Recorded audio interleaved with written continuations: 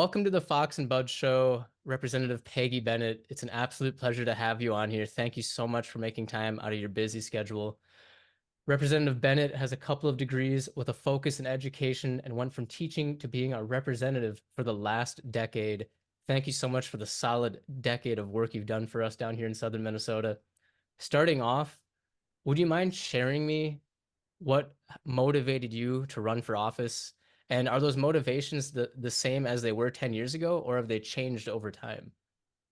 Yeah, that's a very good question. So, a little over 10 years ago, I was happily teaching first grade in Albert Lee, as I had been doing for, at that point, I think it was like 32 years.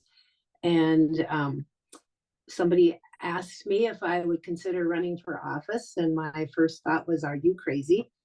And, but I told that person I would think about it and consider it over the summer and let them know in the fall. And I went, I loved teaching. I still love it, though I'm not doing it right now. I love kids. Um, and I just really didn't think this would be for me. But the more I thought about it, and prayer is important to me too, and I prayed about it, I really wanted to do it for my kids. I call them, I have over 750 kids, my former students, mostly former first graders. That's what I taught for my entire career, except for a few times with special ed and kindergarten, third grade, and so on. Anyway, that they're the ones who motivated me. I want them to have the same opportunities, the same freedoms that I had growing up and as an adult. And that's my motivation. And it still is. I always hearken back to that. I consider my kids and everybody else's too in my decisions that I make. And they're still very important to me. And I keep in contact with a lot of them through Facebook and things. Wow, that's really awesome. Were there any challenges that you faced when starting to transition from education to politics? And how did you overcome some of those challenges, if you don't mind me asking? Sure. So I guess the challenges were, number one, it was kind of daunting because I never was involved in politics, really. I always educated myself on who I voted for, but I didn't even know what a caucus was. I'd never attended a political meeting. So just that unknown, and of course, being a legislator was very unknown. But I I decided to go forward with it, and I'm very happy that I did. And a lot of the things that I did as a teacher gave me background for this, just being able to approach issues, learn about them, study them, being able to articulate them to my constituents, the just the families was already connected with, and my care for them, those things and other things in my school where I actually presented. I was a technology coordinator and did a lot of presenting to teachers as well as my students. That gave me background for what I'm doing now. I feel you. When comparing 2014 and 2024 in regards to the political, how do I word this, vibe, for lack of better words, are there any things that stand out to you as just notably different? Is there any strategy you've implemented back in the 2010s that is just not even remotely on your mind in 2020s? How has everything changed for you, and what have you noticed?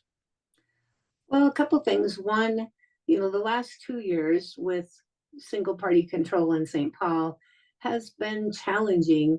I do like to work across the aisle and try to work with my colleagues on both sides of the aisle. And it's been difficult this last 2 years. I felt like with the single party control, the other side just didn't have to listen to us or to me or anybody. So, though there were a few bills I was able to get across the finish line, on the whole, I felt fairly ignored, and that was difficult. I certainly hope I won't do that if I was in full charge.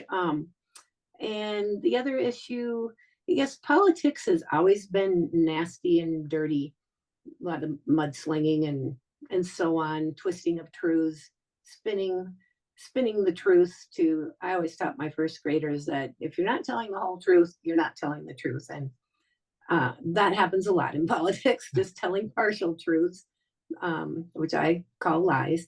So that's always been challenging, and it's been a part of politics, which is one reason I did not want to get involved. I still don't like that part. I feel like that's ramped up a bit, but in a way, it hasn't. It's if you look at history, it's gone on these various, roller coaster extremes, and we're at a point right now where mudslinging seems to be the thing to do. I would much rather debate the issues and the policies and stop trying to vilify people. Okay. I'll get to some of the policies in a bit, but kind of to wrap up this little segment, I'd love to know if you have any advice to anyone like my age or younger who might want to run for office one day. Or if you just maybe say, hey, just avoid it. It's too much drama. Who knows? I definitely would not say to avoid it. I love it when young people get involved in anybody and whatever your policies you stand for, whichever side of the aisle. I want to see people involved because that's the kind of government we have.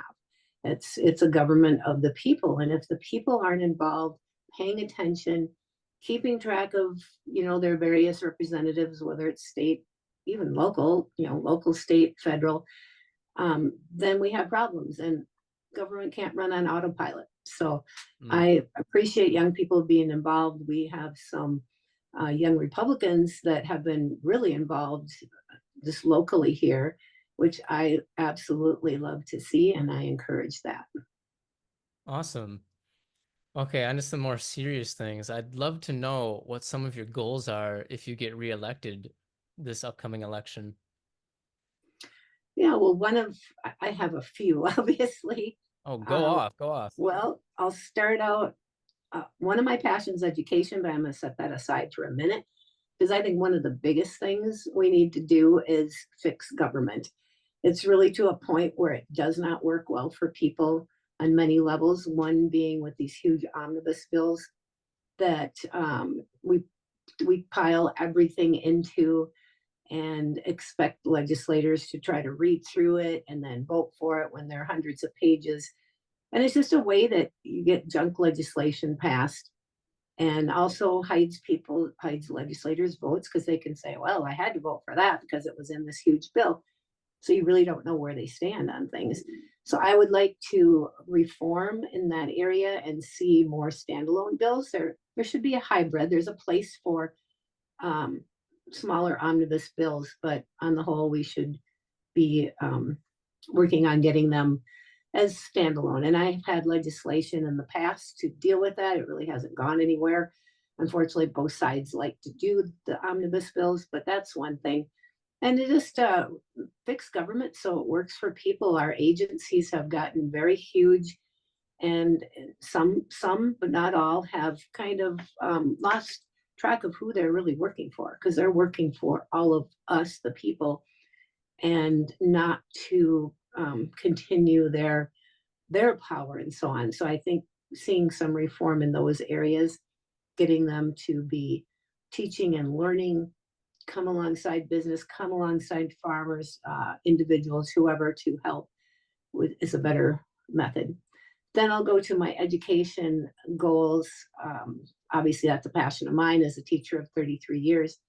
And we need to really refocus on the academics. We have tried to do so much and force so much onto our schools that they're just swimming in all these mandates. We had 65 new mandates just a year ago placed upon schools, and those are just the new ones. And they got a lot of extra funding, but it got sucked up in these mandates, so they're still struggling. Our reading scores in our state, we have less than half the students in our state that can read proficiently. It's even worse for math and science. And we need to allow schools that local control to innovate, to involve parents, and set some goals and get out of their way and set some goals. And obviously, funding's part of that too.